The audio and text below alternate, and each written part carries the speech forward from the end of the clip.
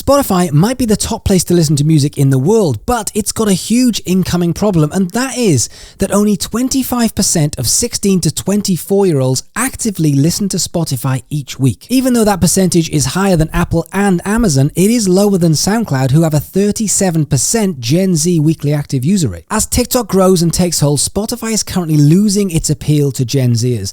And Daniel Ek knows this. He came out not so long back and said, "I'm not a Gen Zer. I am a millennial. This was built for millennials, and this company is 15 to 20 years old." You see, the thing is, Gen Zers are not mini millennials in the same way that millennials are not mini Gen Xers. And this is not a new problem, because how we've listened to music has changed decade on decade, from vinyl to cassette to CD to MP3 to Spotify. But this is a big problem for Spotify and its future growth.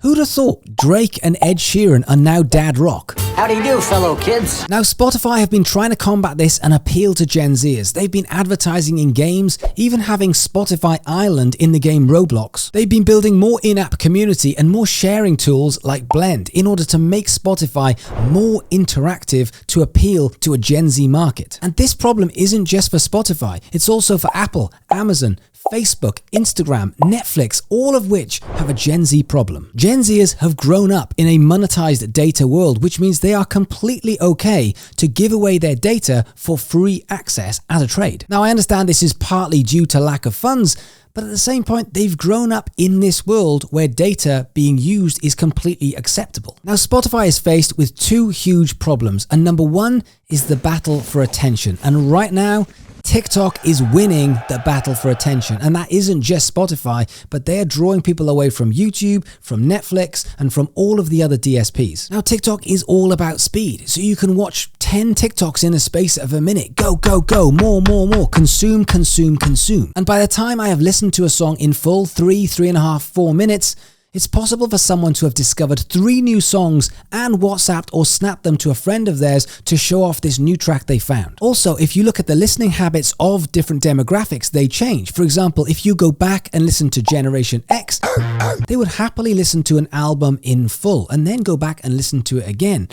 If you look at millennials, all of a sudden it's more about the songs, it's more about the hits, and it's more about playlists, especially playlists that are being curated by other people. But Gen Z are different. They are all about discovery and curating their own playlists. Guys, quick interruption. You're clearly releasing music and serious about getting results. So have you checked out DK Music Business Academy? It's got over 50 hours worth of courses, including the Roadmap to 1 Million Streams course. What have you got to lose? 7-day free trial, links in the description.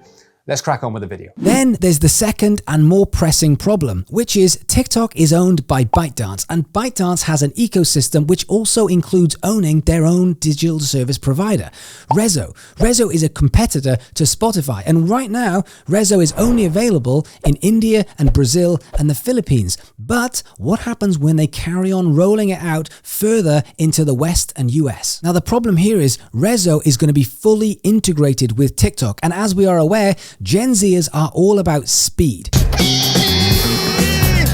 Oh shit. So therefore, they want to listen and they want to press a button and they want to be listening to it in full. They haven't got time to go from app to app to app. But a fully integrated platform between Resso and TikTok, now that could be the straw that breaks the camel's back when it comes to Gen Z finally deciding to sign up to a digital service provider. So how does Daniel Ek grow its monthly subscribers, especially across Gen Z, in order to keep those investors happy? Well, part of that might not be in the hands of Daniel Ek. For example, Gen Zers just have a lot less attention span, and a song is 3.5, 4 minutes, and that is an eternity to a 14, 15, 16, 17-year-old. And why are they going to want to listen to a lovely crafted bridge or mid-late?